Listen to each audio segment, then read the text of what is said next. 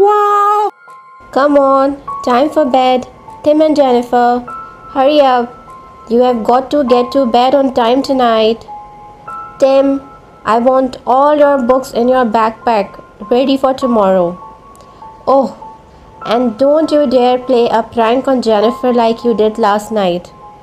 That demon story you told her still scares her. Oh, come on, Mom. That was the best story I told her. You should be appreciating me for this talent of making horror stories. I would have, Tim, if it had not scared poor little Jennifer. Tim was an 8-year-old boy who took pleasure in frightening his younger sister Jennifer. The previous night, little Jennifer had asked Tim to narrate her a bedtime story.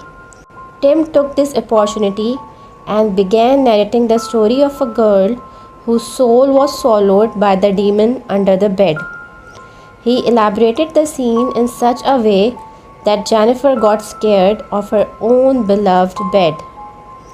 Every night ever since, Jennifer would climb up on a tall chair and jump on the bed to prevent the demon from holding her legs and pulling her under the bed. One day at school, Tim's friend William proposed him the idea to hide under Jennifer's bed and scare her by grabbing her legs tightly. But she jumps on the bed from a meter away. My hands are not that long, said Tim.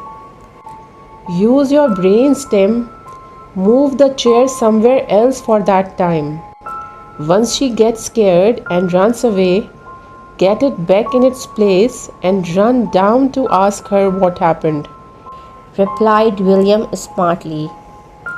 Oh, and don't forget to tell me the entire incident tomorrow, he added, waving him goodbye. That night, Tim did as he was told to do. Tim moved the chair and hid it in the storeroom. He quickly ran upstairs and checked under her bed. Well, I'm not so fat, so I guess I can accommodate under her bed. Saying so, he lied down and pulled himself under the bed. Perfect, he exclaimed in his thoughts. It stuck 9. Jennifer will be here any minute now, Tim thought. After a couple of seconds, he could hear her humming her rhymes and climbing up the stairs. He held his breath. She opened the door and found the chair wasn't there. Mom, the chair is missing. Someone stole it.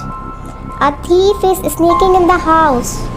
Or, oh no, Mom, the demon has come to take me with him. Come fast, hurry, Mom. She shouted at the top of her lungs. Jennifer, stop shouting and get to bed now, her mother scolded her from downstairs. She had no choice but to face her only fear. She walked close to her bed. Tim was ready with his hands out of his rest position. Now she was so close to bed that Tim clutched onto her leg.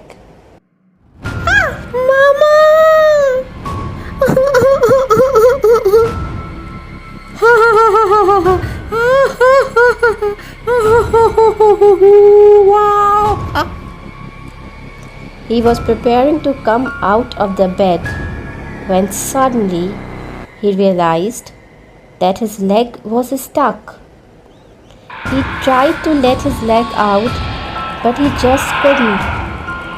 He started crying for help, but his voice never came out. He tried holding onto the bed, but it was as if his hands had become transparent. The next moment, he was sucked into the darkness of utter silence. Since then, he was never seen ever again.